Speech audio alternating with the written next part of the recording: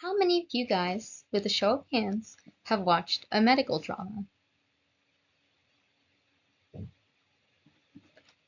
Do you find them to be very informative or representative of illnesses? Raise your hand if yes. Well, the medical drama I'm going to talk about today, House MD, is one of my personal favorites. And I'm going to talk about how it portrays opioid addiction on TV. Let's start off with some background information. The opioids epidemic started in the early 1990s and has continued on to the present day. Its start was due to the overprescribing of opioid medications by doctors. These are drugs such as hydrocodone, oxycontin, and morphine. Despite this being one of the most devastating public health crises of the century, there's still a massive stigmatization on addiction and addicts in general. The general population's perspective on addiction tend to be that they are angry, violent, unable to hold a job, and incapable of keeping personal relationships. However, in 2004, roughly 14 years after the start of the opioid epidemic, Fox released a show called House MD. This show follows Gregory House, who is a man and a doctor addicted to Vicodin following the start of his disability, which was a clot formed in his thigh and caused him to have to amputate half of his thigh. So, what can we learn about the opioids crisis from the show House MD? It is important to be informed on this topic because it helps us better understand the thoughts and experiences that addicts go through. This way, there is less demonization of drug addicts and even less stigma on addiction in general. It can also help promote and encourage recovery. One thing many addicts tend to do is rationalize their addiction. They tend to say that they're in control or that they have it under control. This is a dependency leading them to think this. House, for example, doesn't see any problem with his actions and his usage. He says it helps him function and that he can't function without it. He's in a cycle of pain processed by taking Vicodin and then being in pain again, though he doesn't realize it. He believes that nothing else can help him, even though he hasn't tried much else. There is also often seen a reluctance to quit and a denial of addiction, especially. For House, he denied he was addicted for the entirety of the first season until the very end. He said that he was addicted, but it wasn't a problem, which is contradictory. House constantly says that he doesn't have a painkiller problem, he has a pain problem. And over here to the right, here's House saying that he is in pain, justifying his addiction. Before I go into the symptoms of addiction, though, I think that it is important for everyone to remember that not all people with chronic pain who take opiates are addicted. It is a very complicated situation, and there is specific criteria that needs to be met in order for one to be considered addicted. There are both psychological symptoms and physical symptoms. These are all outlined in the DSM-5. 2 to 3 symptoms are considered mild addiction, where 4 to 5 are considered moderate, and anything over 6 symptoms is considered severe addiction.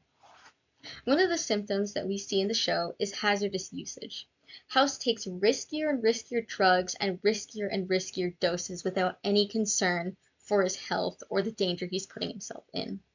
He takes morphine, LSD, and even experimental drugs that haven't even been released. He also has trouble keeping relationships. He pushes people away and feels like nobody understands him.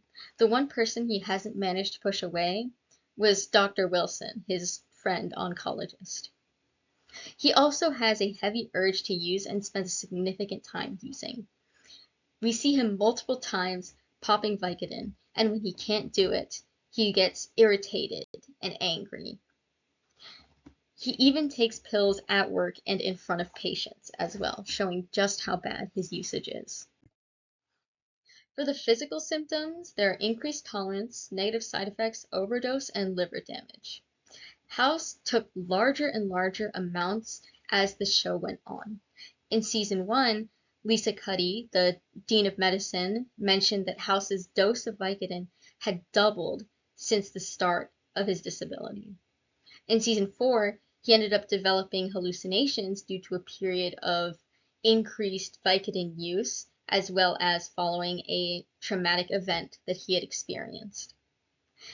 Overdose is one of the major risks in drug addiction, and House managed to overdose twice in the series. However, the first time, he did not see it as any sort of problem.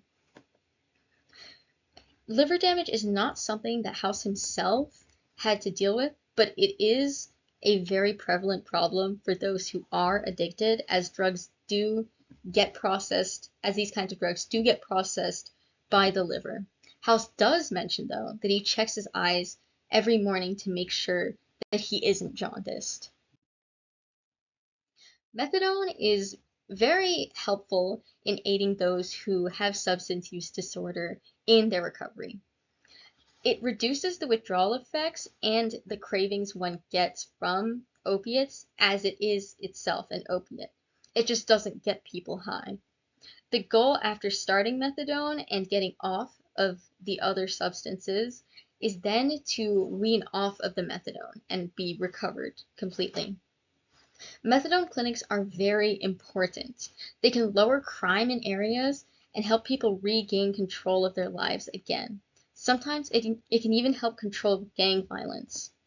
House does not go to a methadone clinic, but he has taken methadone in the show.